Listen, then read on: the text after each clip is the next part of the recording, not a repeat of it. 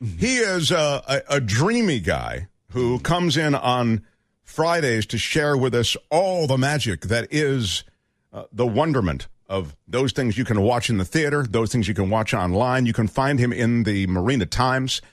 He writes the Coastal Commuter column there. He comes to us on a rainbow.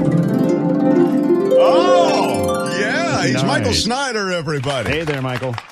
Hey, hi, guys. And, by the way, Brett, those rogue showers, can we get the weather police to take care of this? That's right. Rogue showers. What are you doing? and Albert, J-pop, K-pop, I'm waiting for Z-pop from Zanzibar. Can you come up with something special on the Z-pop front, buddy? Z-pop from Zanzibar, really? I don't know. I-pop from Indonesia. Maybe a Queen song? Wasn't Freddie Mercury from Zanzibar? Beautifully done. Wow, that, my friends, is sick knowledge. Very good, Albert. Yes. Anyway, guys, I have to say it's exciting to hear about Get Back, the Lord of the Rings director Peter Jackson's new 3-part, 6-hour documentary about the Beatles' swan song, the Let It Be sessions. But since it's Jackson, the last hour of the third installment shows the band breaking up 3 times and then breaking up again. I think it's, if you've seen Lord of the Rings, you know what I'm talking about. Okay, there you go. It goes on a long time. It does. Yeah. Anyway, that's going to be on Disney+. It's coming up, and all of my fellow Beatlemaniacs, because, it doesn't matter how old you are, the Beatles are the Beatles. We're thrilled about this. It seems they got the original footage from the Let It Be documentary, and using some of the amazing techniques he's used in the past, he digitally brought them to HD life, and it's as if you have the Beatles in your living room, I think. I've seen the trailer. He's amazing with that stuff, isn't he? He uses cinematic technology almost like no one, I think, in this generation. He did that magnificent World War I documentary where he restored old, creaky, cranky footage from back in the day, colorized it. It may seem they were still photos, some of them. Just gorgeous, amazing. That's exactly what I was thinking of, though. Michael's right. If you haven't seen that, what was that called? It was called Hey, We Had a War. I can't remember. Google it. Yeah, Albert, can you check that? Okay. We have Peter Jackson. Go ahead. The corrections department. I just want to say, even I, the culture blaster, make mistakes occasionally, and I just want to basically address 2 of them. Nancy Marchand, not Olympia Dukakis, played Livia Soprano in the TV series The Sopranos. And Todd Haynes, the director of the wonderful Velvet Underground documentary, which you should seek out if you're a rock and roll fan.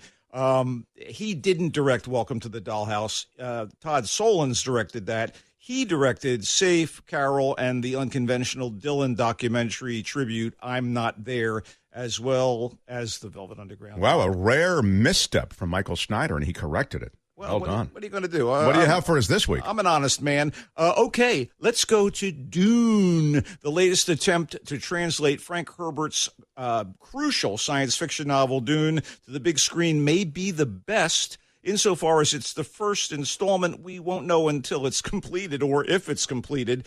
But from the beginning, this thing is pretty impressive. The cult Chilean-French filmmaker Alexander Jodorowsky tried to do Dune in the 70s. David Lynch, Mr. Eraserhead, Mr. Blue Velvet.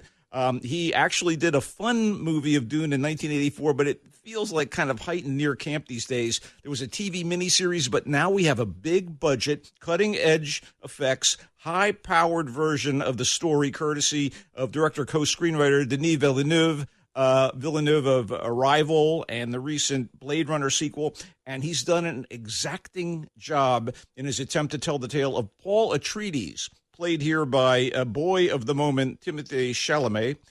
Paul is heir through his father, played by Oscar Isaac, to an aristocratic house in an interstellar era, and he's also gifted with metahuman mental powers through his mother, played by Rebecca Ferguson, who's part of the Bene Gesserit, an order of women, or perhaps we should call them a cult of sorts, who have great influence throughout the universe. So the Atreides clan is part of a galactic empire that basically traverses space with the aid of something called spice, which heightens the powers of the Bene Gesserit and also lets you navigate interplanetary routes. Anyway, the Atreides are tasked by the Emperor with taking over the planet Arrakis or Arrakis. I think it's Arrakis. God, I need a pronunciation guide that's here. can I just say that's the thing about Dune. I read the book and it's unbelievable. I mean, you have a glossary with Dune in the original book years ago. Yeah. I mean, there are more terms and things and stuff, and already in your review, I feel like I need. I know. Let's make it simple. Arrakis is a desert planet, hence Dune, and there are these giant sandworms, and they help produce the spice, and it's incredibly valuable. So, the Atreides are going to go there and take over the planet, and the locals are not happy. A nomadic tribe called the Freemen, and the house that originally ran the planet, the Harkonnens, are really, really angry. So they're tough, the Harkonnens, aren't they? Right, and they're trapped in the middle of all this, the Atreides. So you find out there's more to this callow Paul Atreides than anyone, including himself, thinks. The supporting players are all excellent, including a noble Josh Brolin, a creepy Stellan Skarsgård, a swashbuckling Jason Momoa lady. So they love Jason Momoa. A spice-snorting Zendaya, Charlotte Rampling, Dave Bautista, Javier Bardem. This is grandeur. It's grandiose. It's elegantly appointed and rendered, acted with gravitas, loaded with epic action, but I felt let down at the end because despite being 2.5 hours long, it's only the first part of the first book of Herbert's Dune series. I do know the working titles of the second and third installments, What You Dune and How You Dune, but that's yet to come. Anyway, the whispering of the Ben Gesserit might cause some ear strain with the movie's often booming soundtrack, but it was pretty remarkable and should be seen in theaters, although it's also dropped on HBO Max for those of you who are still unwilling to go to a big theater. That's Dune. Wow. By the way, Chris, please, I think callow would be a ding word, and gravitas certainly a ding word. Anyway, continue. Nice. Okay, now get ready. Get ready. I know you want to do this, Brett, with the visually creative, bittersweet, and whimsical biopic, The Electrical Life of Louis Wayne, Benedict Cumberbatch of The Imitation Game, The Courier, Doctor Strange, and, of course, TV Sherlock.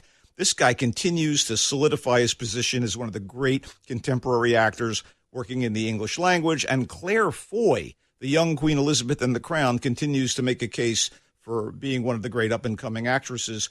Teaming them here was a piece of inspiration. Louis Wayne was a psychologically fragile but determined commercial artist specializing in animals in 19th century England, and he struggled to care for his mother and his sisters in the family. He was the breadwinner. He fell in love with the sister's governess, Emily, and married her to his oldest sister's dismay and to the disapproval of some of the snobbish neighbors. You don't marry the help, is what the message here was. Oh, my God. Anyway, this guy's determined to make a life for himself and for Emily while continuing to care for his family. And when he and Emily take in a stray cat, he develops a growing obsession with the new pet that launches him into an unexpected success as a drawer of whimsical pictures of cats that become incredibly popular with the public.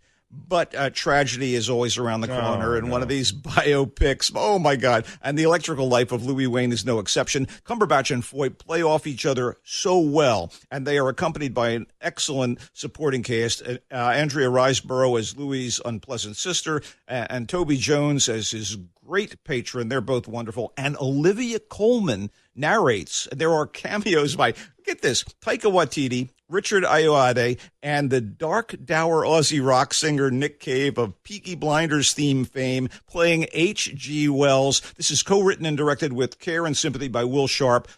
Poignant stuff that is beautifully shot, but should also look great in your high-def screen situation at home, should you choose to wait 2 weeks and watch it on demand. It's in theaters this weekend. Wow. Michael, is it based on a true story? Oh, baby, yes, it was. There you go. Nice job. Nice job.